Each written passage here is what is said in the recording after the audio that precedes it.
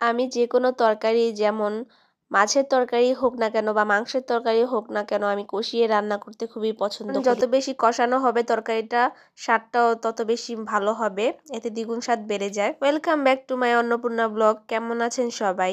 আশা করছি সবাই খুব ভালো আছেন, আমিও ভালো আছি। তো প্রতিদিনের মতো আমি আজকে আরেকটি নতুন ব্লগ নিয়ে চলে আসলাম। আজকে তো মূলত রান্নাঘরেই সকালটা শুরু হলো।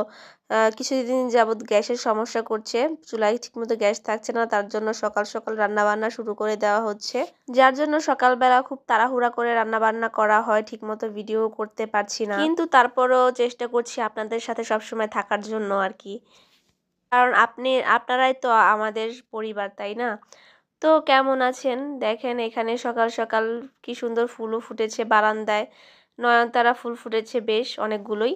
আমি এটা চারা বুনেছিলাম, এখন বেশ ভালোই ফুল হচ্ছে, আমার খুব দেখে আনন্দ লাগছিল, মানে ফুল দেখলে আমার মনটা খুব খুশি হয়ে যায়। এদিকে রান্না বান্না চলছে, মা রান্না বসিয়ে দিয়েছে, এখানে ডালটা রান্না করেছে মূলার ডাটা দিয়ে আর হলো জলপাই দিয়ে। এখন যেহেতু জলপাইয়ের সিজন, এখন প্রতিদিনই আমাদের ডালের মধ্যে জলপাই থাকবেই থাকবে। বিশেষ করে তো আমি জলপাই দিয়ে ডাল খেতে খুবই পছন্দ করি। আর এইদিকে যে বাবা চিংড়ি মাছ নিয়ে এসেছে আজকে, ফ্রিজে ছিল সেগুলো শেষ হয়ে গিয়েছে, তো এর জন্য আবার আমিও চিংড়ি মাছটা বেশ পছন্দ করি, তো বাবা তার জন্য বিশেষ করে চিংড়ি মাছটা নিয়ে এসেছে।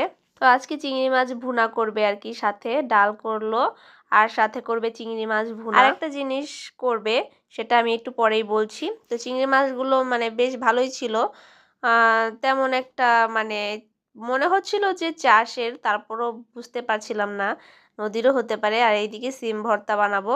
সিম ভর্তাটা আমার খুবই খুবই খুবই পছন্দ, মানে যে কোনো ভর্তাই আমার ভালো লাগে, কিন্তু সিম ভর্তাটা আমার বেশি ভালো লাগে। মাছ মাংসের থেকেও আমি ভর্তাটা বেশি পছন্দ করি। ভর্তা হলে বা শাকটা যদি একটু ঝরঝরে করে ভাজা হয়, তখনও সেটা দিয়ে ভাত খেতে আমার খুবই ভালো লাগে, তার জন্য আজকে সিম ভর্তাও করব।